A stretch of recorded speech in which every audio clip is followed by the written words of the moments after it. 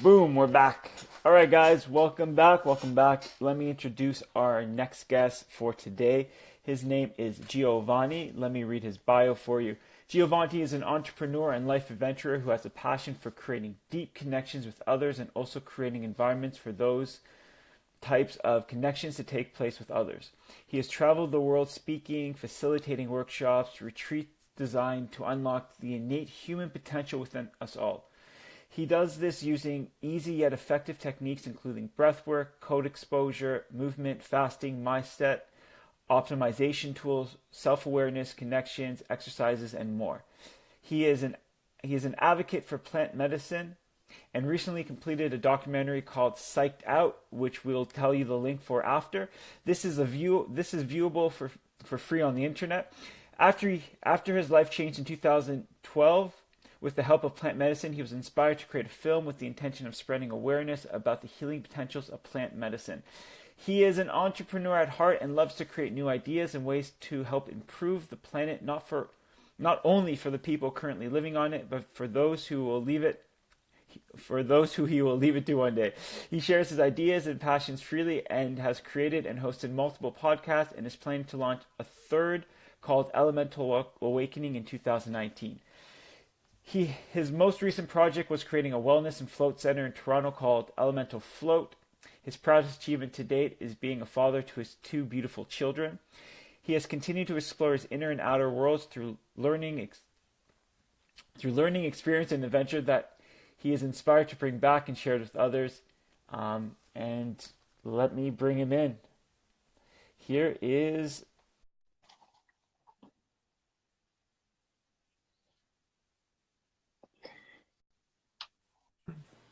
Yes, man. Hey, brother, good morning. Hey, good brothers. Good morning. It's interesting to read your bio because I'm like I've done that with him, and I've done that with him, and I've also been to his place. So it's like it's really dope to see that because I remember the first time I actually went to your place was for the Wim Hof. That's right. Yeah, feels like yesterday, but that was over a year ago at least, right? Almost 2 years now.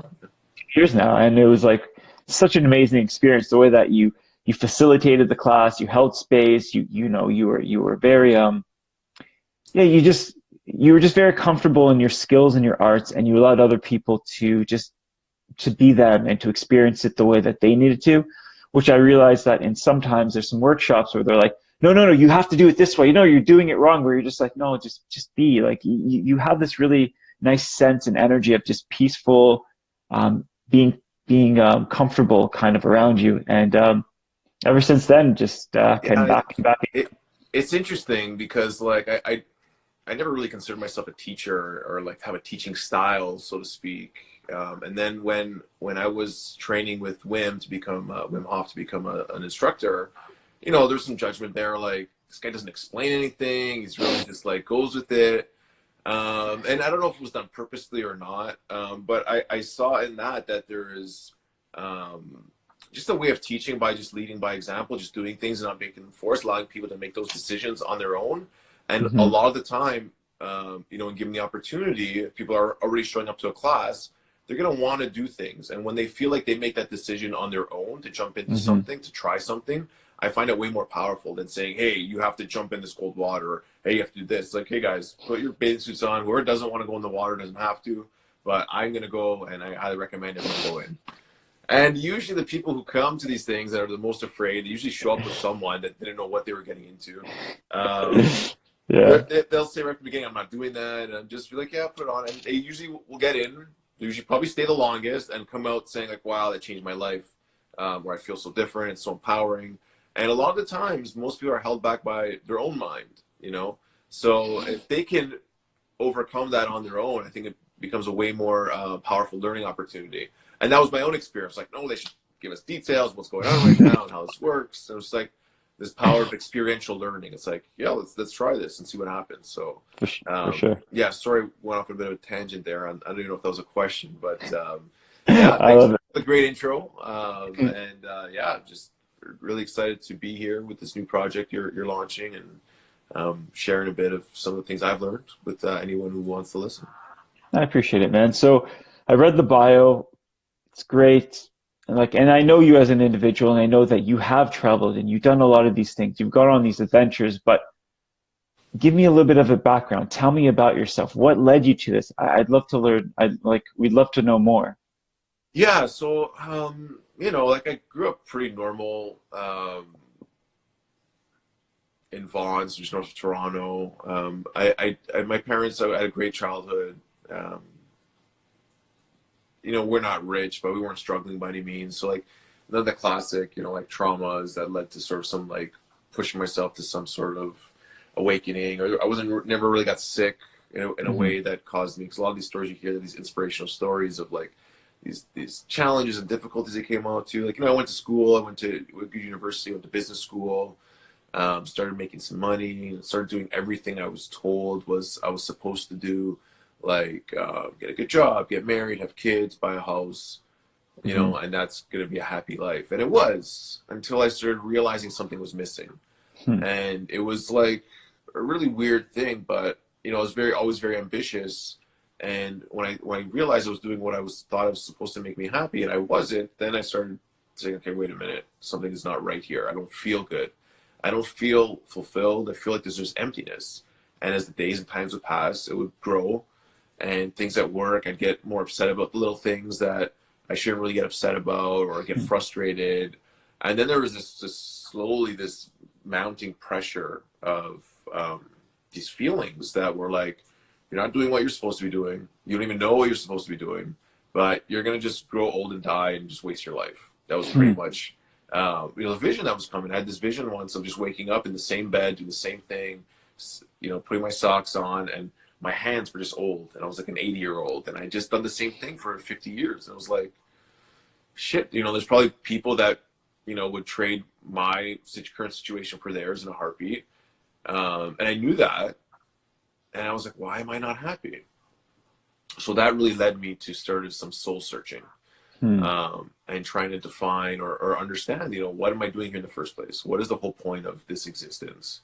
And that sort of went down this philosophical reading, and getting my hands on things like the Bible and the Bhagavad Gita, and like different, like the Egyptian Book of the Dead, and some of the Buddhist philosophy, and just started to read and explore what that meant. And I think that came, from an earlier sort of stumbling upon like conspiracies and like 9/11, and just really getting shocked to like this mainstream story. There's an actual alternative, and not really trying to say like which one is right or wrong, but the Yeah. fact that there was an alternative storyline to a lot of the things, major world events, that sort of got me to question things in a way. It was like, holy shit, you know what I mean? Like maybe things aren't all exactly like they're cracked up to be. So then when this sort of happened, it was like, well, maybe there's another alternative storyline I haven't seen, as far as like, did I lose you there for a second? Back. So, Um, so so yeah, so that led me down there, and I started reading and exploring and learning and questioning, and which literally, instead of giving me answers, resulted in more questions, which is a good thing, I think. When you're seeking, just opening your mind, and somewhere along that whole thing, I was introduced. Well, I was introduced to healthy eating, and I went vegetarian, and there's a lot of debate on what the healthy diet is. But for me, that was an interesting choice, because I felt a big difference in the way I felt, and the way I thought. And then I went. I found this YouTube video with Alan Watts, who was someone I was really into at the time. And one of the comments in his video was like, if you think Alan Watts is interesting, Terrence McKenna will blow your mind. I was like, all right, I'm ready for my mind to be blown. I'm looking for something. So, right away, just listening to him talk, I was like, okay, who is this guy, and why is he speaking so strange, in such a strange voice, and about these strange things? And it was just so mesmerizing. And it really sucked me in and took me down this rabbit hole. And, he started talking about things like, high doses of LSD and mushrooms, and hmm. specifically ayahuasca. And from the moment I first heard the word ayahuasca, it was definitely on my radar. It would start Hmm. popping up everywhere. And in 2012, like in my world, no one knew what that was. Like I know it's been around for a long time. There's some people who have known since the 70s, but in my world, like where I grew up and all the people that I was in my network, like no one really knew what it was. So I started searching. I started looking around and watching videos, whatever was available, and found myself watching DMT Spirit Molecule, which led me to contact Rick Strassman, which he recommended I try ayahuasca, not intravenous DMT.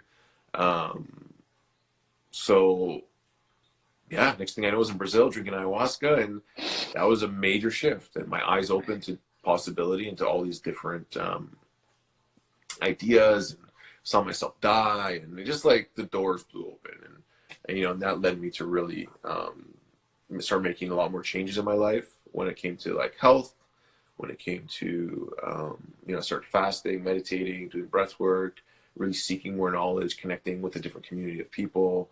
You know, slowly over the years, a lot of my close friends from the past have just naturally distanced. You know, I just think that there's less and less we have in common. I love them to death. I love hanging out with them, but I find like now when I hang out, they're either asking me about like ayahuasca and stuff like that, which is really cool, and I love talking, or like I'm not engaged in a conversation about like sports and drinking and, you know, like all these things I used to be so interested in. So when I'm around that now, it's like, wow, you know, I'm like that guy that just changed so much, and I'm happy about it, you know, and I'm really feel like, yeah, like I'm excited because now there's all these new things I'm interested in. I'm meeting all these new people that are inspiring me in different ways, where before I was in this bubble of all the people that I grew up with, and it was what we had in common, and we would do the same thing over and over. And I used to like it so much, but I was like 10 years of drinking every weekend and partying and going to a restaurant, doing the same thing. It was just like, I was so boring. It was like, that's what I would look forward to. And I knew what the outcome was. I knew what I was going to do. I was going to hang out with these, and there's nothing wrong with that. But for me, I got like, okay, like there's nothing here for me anymore. You know, and I think that a lot of people are so caught up in the 9 to 5 and their job and stress, and that's an outlet for them to sort of release, you know, emotions and just let go. But I found now that I have a daily practice where I meditate every day, I eat healthy, like that stress level is sort of gone for me. And like that weekend, I want to be more engaged. I want to engage myself with people who are mentally stimulating, with you know, activities and events that are going to be interesting, and I'm not going to feel hungover the next day, and I'm going to have energy for my kids in the morning, and all these different things. So yeah, that's where I'm at now. So we're opening a new center. We got the center in Vaughan, and you know, that was part of my journey, was wanting to design or build a place that I wanted to work in every day, that I wanted to sort of show up in and connect with people that are open-minded and on a similar path. And you know, that in itself has opened door to many other opportunities. So I think once you start doing what you're passionate about and what you love, it's just really start committing to going down that path and being open to wherever that path may lead you. Interesting doors start to open, and it's not always the way you think, because my old me was trying to control everything. Set goals, set a timeline. This one needs to be done. Here's all the steps in a row that have to get there. And you start walking that path, and it doesn't work out the way you think. And then you start changing it. New goals, new expectations, do this, do that. And sometimes it works, sometimes it doesn't. But there's a lot of holding on and stress that comes with moving away from the path, or obstacles that come in the way. And now it's shifting to more of a life of really patience, surrender, letting go, and just being clear on what that underlying intention is. You know, what is that underlying intention that I want in my life? And when I shifted perspective and started following sort of that path, rather than the sort of control and like fixed sort of mindset I used to have, amazing things started to happen. And it wasn't linear. Like a lot of things that didn't make sense had to happen. And I think it was things falling apart and breaking away in order to make room for new things, you know. But I had to go through some challenges and through some struggles and some letting go of things that what really psychologically wanted to hold on to. And once I was able to let those go, create all the space for new opportunities, for new people to come into my life, for new experiences. And it was a totally different way of thinking. And it might not even make sense to someone listening to this, but yeah, it was just a whole letting go process, and just really having faith and trusting myself and being open to whatever would present itself, and not trying to judge, is this good? Is this bad? Am I supposed to be doing this? It's like, okay, this is happening right now for a reason. Let's not try to judge it. Let's not try to control the outcome. Let's allow it to unfold. Stay the course, be present, not try to suppress or run away. And usually things resolve themselves, and new opportunities arise out of that. So I don't know if that makes sense, but It makes sense. I just What I re blurted it all out for you. So I love it, man. One of the things that I want to actually ask you is, you had a great upbringing, you had a career, you had a business, you were making income, you're doing all these things, then you had a question, and then things shifted, right? My question here is, when you had the old you, but what about, and then the new you is, it's like the old you is lands and places that you know about, and the new you isn't. So when you're transitioning from one to the other, what are some struggles? What are some difficulties that you face? And what made you continue to walk on that unknown path versus a path that you've known for so long? Yeah, it's a good question. Well, there's a couple, I guess, ways to answer this. And if I start sidetracking, just bring me back to the initial question. So I guess Mm-hmm. initially, um, the old you, there's a lot of comfort there in the old you, which is the current you for most people. And part of the process for me was realizing there's no distinction between old and new. There just is Hmm. me. It's your mind that tries to fixate to that was me before, this is me now. But it's all part of this Yeah. bigger process where you're growing and evolving and you're changing. And for most people, including myself, the comfort of or maybe not the comfort, but the uncomfortableness of being in a known situation usually is more people will want that more than the unknowing or uncertainty of what lies beyond. So I'd Hmm. rather I guess what I would say is I'd rather be uncomfortable and be upset and not be, but I know that I'm safe and I'm okay and I'm just traveling along because what's uncertain to me could be worse. It could be a lot better, but it also could be worse. So I don't know what's going to happen there. I know what's going to happen here. And I'm going to go to that same shitty job every day. I'm going to come home, watch the same shitty TV shows. I'm going to eat the same shitty food, um, whatever. And I'm going to move on. I'm going to find the little things that help make me a little bit happy. And overall, I'll probably not be very happy, but that's okay because I know what that feels like. Hmm. And for most people, it comes to a push or shove, like a turning point where it's like they've had enough, where they're really at that point of like, I can't do this anymore, or something happens that rocks their world, like a death in the family or an injury or a sickness or whatever, like something that's like, here's a fucking meteor from the universe. It's like, we need a reset here. um and I guess like really just knowing that you're always just you, and things around you are shifting and they're changing, and your mindset can be changing, and you're growing and learning, but every experience, every situation is there for you to learn and grow. Hmm. And when you start seeing it like this, even in the hardest times, when the challenges are really there, it's just like, okay, like something good is at the other end of this, if I can just see it, if I can just be patient and just see it all through. So that's been my experience. And now when new challenges come up, I'm like, okay, like there's something in here for me. There's something I need to learn from this. There's some really golden nugget that the Hmm. universe or God or my higher self is trying to show me, because I need to learn. And I think we're here to learn and grow. Like, I don't think this is the ultimate ending place. I think this can be heaven and hell at the exact same time, depending on how you look at it. But there's a lot of suffering and struggle and pain in this world. Um, and you have a choice to really buy into that, you know and some people will get angry at that, saying like, I had no choice, and things are the way they are, but we can choose how we react to things. We don't really choose who our parents were. I think we do, but like, before we come in, it's like, okay, like this life, I need to learn these things, so this is the environment I'm choosing. Hmm. And some people are like, oh, I wish I had money. Well, I know people that were born into money that are miserable, Hmm. and I know people that are really healthy and are stressed out. They have good genetics and they have this amazing physique, and their mind is just a mess. And it's like everyone's got a different challenge for what they need to learn in this world. And when you look at others and think, oh, that person's got the perfect life. Well, walk a few days in their shoes, and then you'll see, they have different struggles than you. The things that come easy to you is very difficult to them. So just always keeping that in mind. It's just like, focus on yourself, being the best person that you can, and the challenges that come are for you to learn from and grow, and then hopefully maybe share to the right people that can also resonate with those types of lessons and learnings. Did I answer the question, or did I really go off into blah blah land? You definitely answer part of it.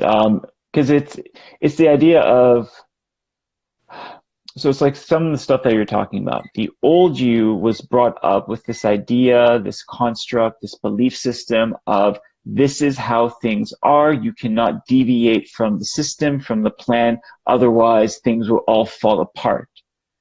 But then there's that new version of you being like, but everything's already falling apart. Like, what do I really have to lose?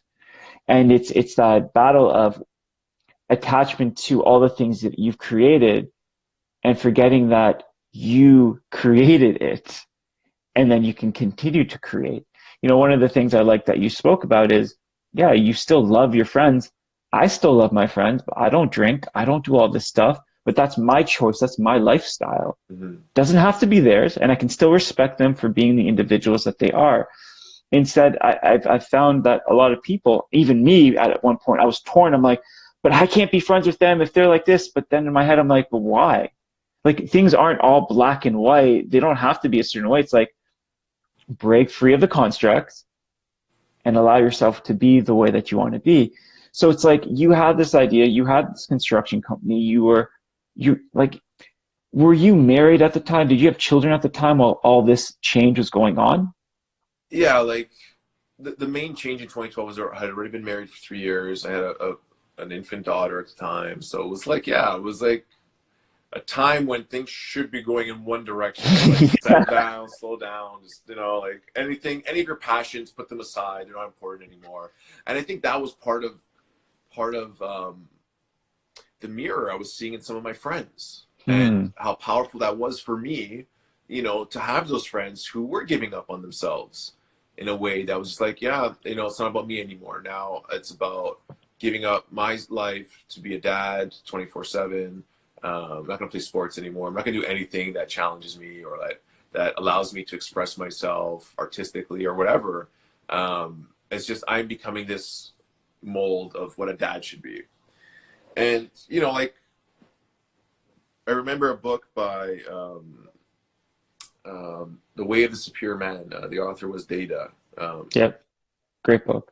And something that really stood out to me was that, in order to be a better father, you should inspire your children to be the best version of themselves, to have passion, to lead by that example. And that really stood out to me. It's like, yeah, I want to show up for my kids. I want to be as present as possible for my kids while I'm still doing all these things. So that's one of my challenges, finding balance. But show them to follow their dreams. Show them to continue down that path of, self-improvement and always, striving to be a better person and exploring and learning and never giving up and never ending life.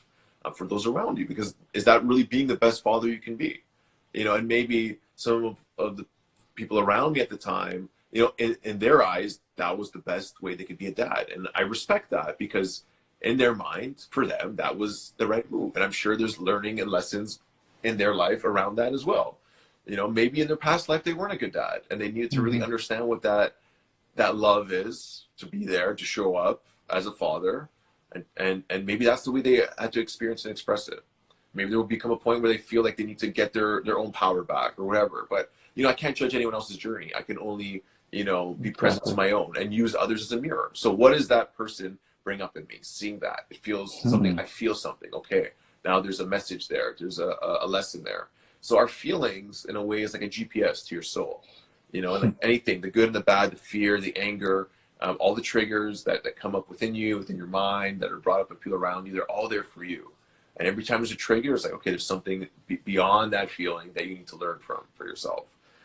And it becomes this interesting game, sometimes frustrating, sometimes, like, what the fuck is going on? But like, ultimately it's interesting. It's interesting because there's nuggets and breadcrumbs laid all over for you to find your way.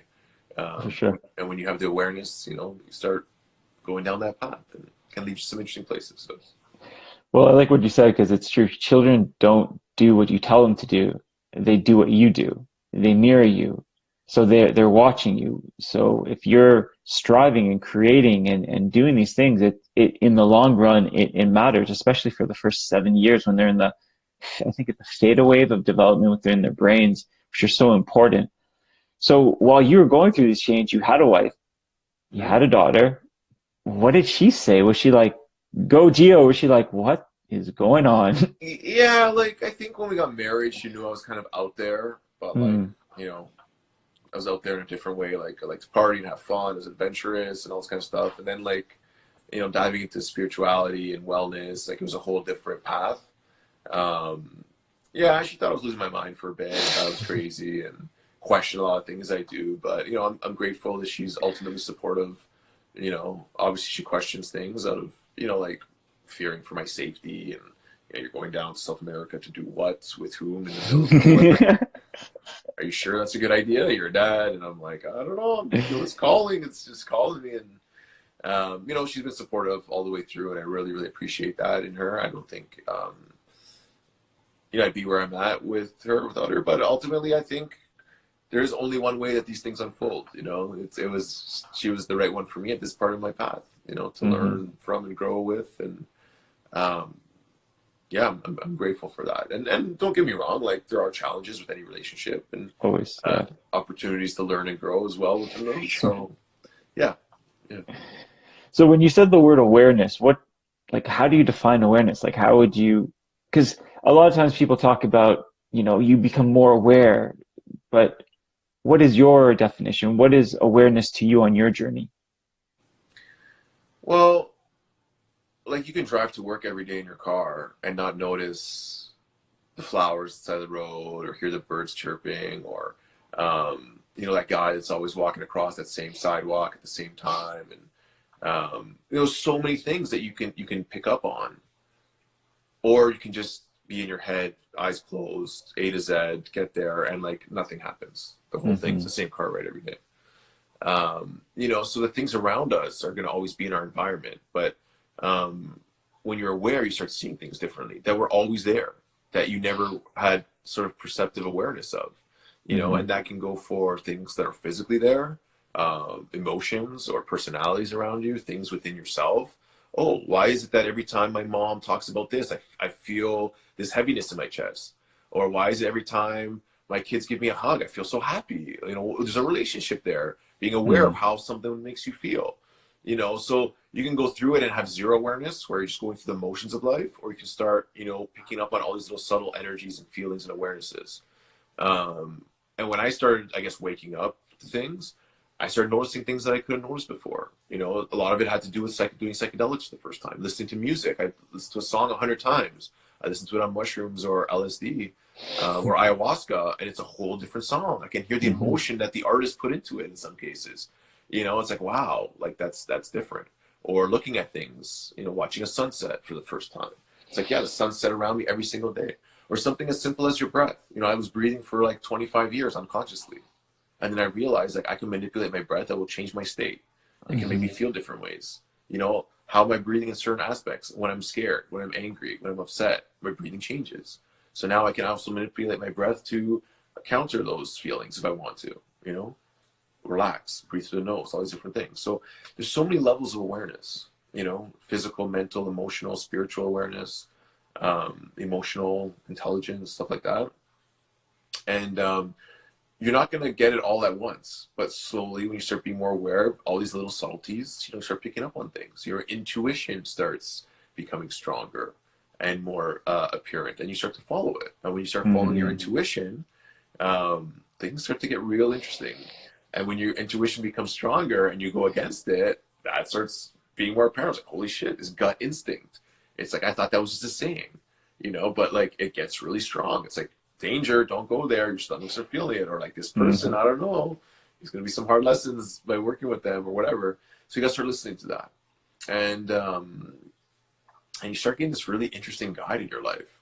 And you go from unconscious, unaware to really flowing with life and trusting in a way, but also using your intuition as a guide and attracting you to different things and different people. Like now there's some people that walk in a room and I know right away, like I want to talk to that person. I haven't even seen them for more than 5 seconds, but energetically there's something that really interests me about them. And there's this automatic attraction. Where in the Hmm. past I would just be like, keep to myself, don't talk to anyone, like, you know, I'm just here for you and like whatever. But now it's like, or someone will talk in the room, it's like, stay away. Like that person there, like stay away. I get a bad vibe from them because I'm picking up on these subtle energies, right? Where before you would say something like that to me and feel like that's bullshit, you know, like I don't even know what the hell you're talking about.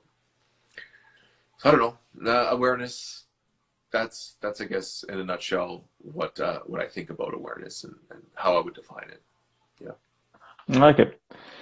It's an interesting view because when people speak about awareness and how they describe it into their lives, there is a similarity. It's just like seeing the things that have always been there, but for the first time, Hmm. having food for the first time, a sunset for the first time, having a conversation for the first time, experiencing these things for the first time, and actually being aware but not mechanical about it. You know, there's mm, Well, I was gonna say like a really good practice in awareness is take something out of your life for an extended period of time, like food. mm, Fast for 7 days, then eat again for the first time, or get rid of your phone for 24 hours or 48 hours. You know, don't see your best friend for a week or whatever. Take something out of your life that you feel is a lot in your life, and your awareness towards it will change. You have a different oh, for perspective. sure. Gone, right? So, anyway, sorry, you were saying? No, Go ahead. that's perfect. I Yeah. just mean that sometimes we get so mechanical in our lives that we forget to look, we forget to stop because at one point it was all new, but then that drive to work for that dream job that we wanted that we've taken for 10 years to the same routes, the same food, we literally go on autopilot. You're allowing something else to drive your life instead of your drives to pilot your life, to make a difference. Yeah, a good one is wear a blindfold around your house for like 3 or 4 hours. From the moment you wake up, put the blindfold on and see what happens to your day. Mm, When you take away one sense, all the other senses get heightened, and this different awareness of like just your own surroundings, the place in the movement in your house. How far is it from like your bedroom to your bathroom? Can you get there with your eyes closed? You know, interesting. Try it. See how things shift. I like it. I like it a lot. A few walls, just maybe wear like a soft helmet or something. But Yeah. I think it's great. I remember in one of our talks before, you were talking about the book The Alchemist, and you found that there was any similarities from The Alchemist to you. What about The Alchemist would you say was very similar to your life and your journey? well, I think the story of the alchemist really, I was referring to an experience I had when I went to Burning Man, where again I felt this call to explore and to seek. There's always this seeking, like what else is out there. I want to experience all these things. I want to understand it. I had a group of friends that had been going for a while, and long story short, 'cause it's a very long story, but basically, I ended up flying into the playa, having a couple, 2 or 3 days there. Or the first day and a half was the most interesting, best day ever, and then the next 18 hours was the worst day of my life, where Hmm. I got lost in the playa. I felt like I lost my mind. Um, I got sort of like beaten up in a way, robbed, all my stuff was taken, and this whole experience was created, which I created for myself. And I remember like wanting to like just leave. So I stayed an extra day, and I was just like, I don't know, there's not much more here for me. Ended up leaving, went back to San Francisco, couldn't leave. They wanted $5,000 for a flight home. I ended up trying to find a book to get my mind off it. I wanted a magazine, a football magazine of September. I was like, okay, let me just read about the San Francisco 49ers. It'll just like Hmm. escape. And obviously that wasn't the cards for me, but there was this little book on the shelf that had these two little pyramids on it. And at Burning Man that year, they burned these two big pyramids down. So that was like the first image I saw the morning after the worst night of my life. Hmm. It was these two massive pyramids burning in the sunrise, and like that image was like encrusted into my brain. It was just like just burnt right in there. And so when I get to the airport, I see this little book on a magazine stand. So there's no books. There's just one book, and it had these two pyramids. So I'm like, okay, if that's not a sign to read this book, like, I don't know what else is. So I pick it up. It's The Alchemist. I already had a copy at home. I never read it. Someone else recently mentioned you should read this book. Pick up the book. I start reading it. I end up finishing it by the plane ride home. And it's a story about a guy who has a dream about this treasure in a far off land, and basically goes through all these trials and tribulations to get this far off land. Goes through a sandstorm, argues with a loved one, like just basically everything that happened to me. I'm reading. I'm like, this is crazy. It ends. He reaches these two pyramids and gets robbed, stolen, and the guy laughs at him, and he's like, he tells him, I had this dream. I was laying in this church with a sunken-in roof, and I saw this treasure beside these pyramids, and I had to come and find it. And I got here to find it, and you stole it from me. And he's like, you silly fool. No, it wasn't there. He got robbed. And he's like, you silly fool. You know, like I had a dream I was in this church with a sunken in roof, but I'm not stupid enough to go there and search for the treasure. So he finally makes his way back home. He gets there, and there where he was at the beginning is all this gold and treasure and blah, blah, blah. And I'm like, okay, I get it. You know, like everything I have, everything I need, all the treasures here already. Like I'm searching outside of myself for what I already have in this life that I have. And it's like, so it just really shifted my whole perspective on sort of that seeking, which I still go on these things, but like the intention is a bit different. It's I'm very content with everything I have, and it's like I like to explore and learn more about myself rather than trying to find an answer somewhere else. Like, oh, going to this is gonna like there's gonna be really something there for me. And I learned a lot about myself at Burning Man. And for about a year, I was like, I'll never go back there again.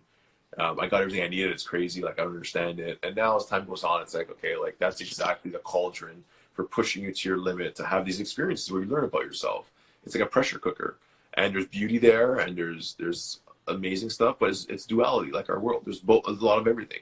There's a lot of interesting or like questionable things that go on there. There's a lot of people that are maybe have darker energies to them that are there. There's a lot of light that's there as well. There's this intermingling of all of this stuff in the middle of nowhere. So I'm sure there's like CIA testing going on there and like mind control stuff, which I felt like I was a part of at one point where I was hearing voices in my head. It was just craziness.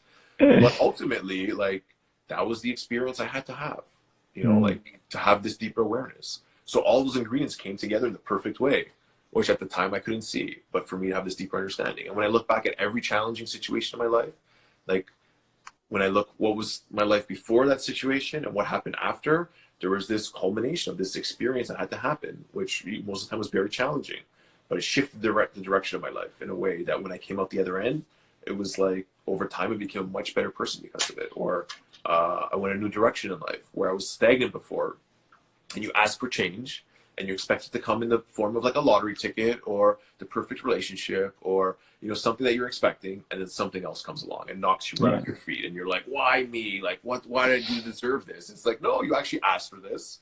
This is your blessing in disguise. Man up, you know, work your way through it. And at the end, there's going to be some treasure for you. And it's been consistent. And sometimes it's hard to see moving forward, but most of the time, if you look back, you can see how that unfolds. For sure, you can, like I was speaking with my friend, you can only connect, well, Steve Jobs, you know, you can only connect the dot looking back. And I like it. Each event in your life is a different ingredient that will come together to bake the best cake in the world or whatever you want it to be. But what I also like about what you said was you will go, oh, this guy will be my savior. This person will help me. It would be this person. It's like each person will be a teacher in your life, but they will not be your God. They will not be your for everything. Like even as a business owner, you know, like I remember when I started my business, it's just like, oh, I'm getting this contract with this huge company. I'm like, they're going to save me. That's only when it begins. Yeah. You know, it's like the headaches and everything, but you have to learn about you through the process. What is it teaching you? What are these lessons? And through life, we learn, we grow, and we understand that it's not about other people. It's about us and about sharing and experiencing with other people, because together we learn as a collective. So my last question before we go is, if you could speak to your younger self, what would you say to them? Nothing. Hmm. I would just let them unfold exactly the way it needs to be, because any interference is going to change the trajectory. And so many times I've reached out for help, and it's like, give me an answer. It's like, and nothing came. It was like, okay, that builds this resilient sort of characteristic, you know. And if I give too many secrets, like, hey, here's what you got to do, like, here's all the secret, it wouldn't be the same experience, you know. And maybe if anything, it's just a few words, just like everything's gonna be okay. Just keep going, you know, keep moving forward, keep going, keep working, keep loving, keep exploring, and just listen to yourself, you know. But I'm not gonna give you any answers. So I love it. Yeah, I think everything is such a magical way, and it's just so perfect, and all of its challenge and everything else, it is the way it is. So yeah. All right, brother. Well, I just want to acknowledge you and say thank you so much for who you are and what you do, your, you know, relentless journey into search into bettering yourself and to bettering other people and sharing your wealth and your knowledge as you grow and as you share, creating space for other people to just show up and to be themselves, and for the magic that you just create, not just in, you know, my life, but in other people's lives, and how you're constantly looking and growing and bettering just the world around you constantly and every day. So just want to acknowledge you and say thank you so much. I appreciate that so much, brother. And the same to you, man. Thank you for being a light and inspiration and doing the work that you do. Um, you know, it's much needed. And so thank you for showing up, and also for this, for sharing this on Instagram, inviting me, and all that you do, man. I really, really appreciate it. And I love your Appreciate socks, dude. The socks you gave me yesterday, those are it. the ones. Those are the ones, those compression socks. So thank you. I love it. All right. So before we go, where can people find you? Elemental Awakening on Instagram, Elemental Awakening on Facebook. We have a YouTube channel called The Elemental Awakening, which has the Psyched Out documentary on there, which has a lot of other videos and posting. I'm going to really start posting a lot more in the new year, as far as just like little short videos and interviews and stuff like that, which I think people may find helpful for their own journey. Mm-hmm. And yeah, elementalacademy.org. It's under construction. There'll be a blog up there and more courses, tips, videos, stuff like that. All this stuff is totally free right now, so check it out. And show me what you're interested in. Leave a comment, show me some love. Let me know what you like, what you don't like. I always love feedback. And we also have a group called the Elemental Awakening Community, which is the free Facebook group as well. Beautiful. So any of those places, check me out. And I'd love to connect with you guys. Well, I'll leave all of the links and everything in the description when I post it on Facebook, YouTube, and also put it on the podcast, and so that other people can reach out and speak to you as well. Once again, thank you so much for your time, man. I really appreciate you, and we'll be seeing each other soon. Thank you. And thank you to everyone who listened and reached out, and there's a comment. You're welcome from both of us. All right, brother. Okay. Chat with you soon. Okay, take care. Bye.